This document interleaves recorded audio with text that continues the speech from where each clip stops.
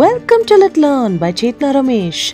Today, we shall watch the story A Toast to Herself by Raji Narasimhan. Raji Narasimhan was born in 1930 in Madras.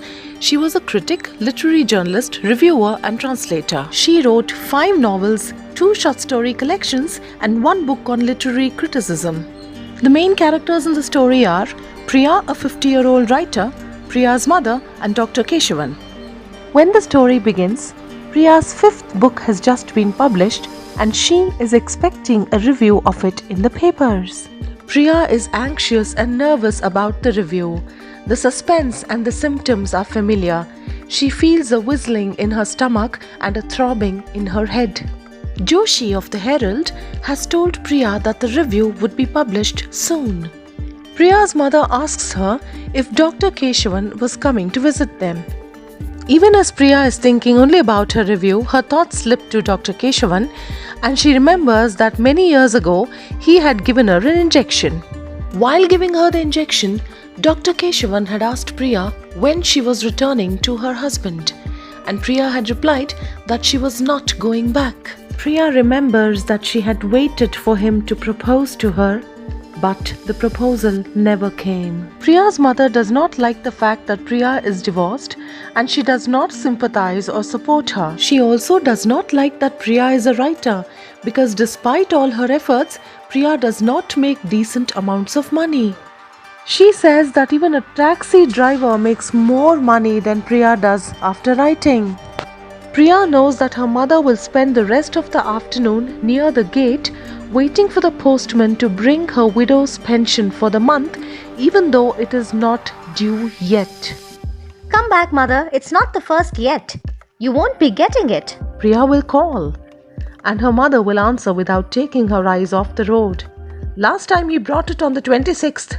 Your money is your own, mother. I want none of it. I can fend for myself. Priya sighs and assures her mother. You will live like a sannyasi then. Your writing brings you pebbles, replies her mother. But I want little, mother. I don't want much, honestly. I can never make you understand. I don't understand it myself, replies Priya. Priya really doesn't. Her wants have shrunk suddenly ever since she went into writing. Priya mentally calculates that her mother's pension money would have amounted to 72,000 rupees in the bank for the last 8 years. Priya calls Joshi of the Herald to find out if the review is going to be out. The number is engaged. She tries again and it is still engaged. She then drowns in another memory of Keshavan when she had written her first novel. What are you doing these days? He was playfully possessive. Writing, her mother had snapped. Stories? Why don't you let me see them? He had asked. Priya knew that he would never know what to make of her stories because he didn't really know English even though he spoke it. Priya feels herself winding like a mermaid. She would have liked to rest her head on his chest and take the comfort she has rejected all these years. She wished she could take respite from the exacting taskmaster of writing to which she had bound herself. Tell her, doctor, her mother wailed. Explain to her that writing is for those with money. For those like her, it is a hobby only. Explain that to her, doctor. Make her understand. Joshi's number is still engaged. While waiting for the line to clear, she wonders what is a review. Just words. One more noise among many. Priya asks herself whether she would stop writing if the review does not appear, and she realizes that she might. Something will break in me. Something will break in you, she thinks to herself. Every writer wants to be read and recognized. She is finally able to reach Joshi at 4:30 in the afternoon. It's coming this week. Joshi sounds light-hearted. Now, the fear is close and biting Priya like a mask. In the morning, the paper is on the porch. The judgment on Priya lies in its folds. Priya's reading becomes a crab-like backward and forward movement under stress. She alights somewhere in the middle of a sentence, goes up a little and skims down, picking out words that seem key and leading, like sensitive, imbued with life, characters are, a welcome addition to the growing body of, etc. She realizes that the review is a nice and flattering one. Elation possesses her. In the night, Priya, Keshavan and her mother are on the lawn sipping lemonade. So, you've become a big writer.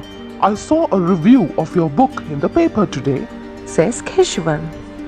Priya pauses to sip her lemonade, does not reply to him and gives him a polite laugh. How much royalty has she got? Ask her that. She has got nothing. Tell me if I'm wrong. Her mother is insulting about her poverty. The doctor is confused as usual. Money isn't everything, Amma. He murmurs. And then he turns to Priya, suddenly aggressive. Why don't you let me see all that you've written these years? Why are you still hiding them from me? Very well, I shan't hide them. Her response catches them unawares. She goes inside and comes back with the full set of her books, and she puts them on the table. There, that's the lot. Stepping away, Priya sees her books huddled like children separated from their mother. Wrapped in their jackets, they seem like her physical offsprings sprung from the clay and kiln of her body. The doctor picks up the ones on top, feeling their girth and shape. They are all yours? He asks in wonder. They are, laughs Priya. He picks them up one after the other until they are spread in both his hands. His hands become heavy and populous with them. For many seconds he stands thus laden, and then he puts the books back on the table like a prize cargo. I will read them, He says solemnly as if taking a vow. Priya knows that he never will. They are not popular reading, and her English made heightened and subjective will be a sore trial to him. Her mother has melted too. Haven't you really made even a paisa from them all, Priya? For all the hours you've spent on them, not a paisa you have made. Priya celebrates the publication of her book as one celebrates the birth of a child. Drinking a toast means wishing happiness, success, etc. to someone or something while raising a glass of wine. Here, Priya wishes herself success and happiness drinking lemonade in the company of her mother and Dr. Keshavan under the navy blue sky. She will drink lemonade and forget and drink a toast to herself. Thus, the story depicts Priya as a woman writer, and as a writer transcending all the pulls and pressures of desire and society. And with that, we come to the end of the story, A Toast to Herself by Raji Narsimhan.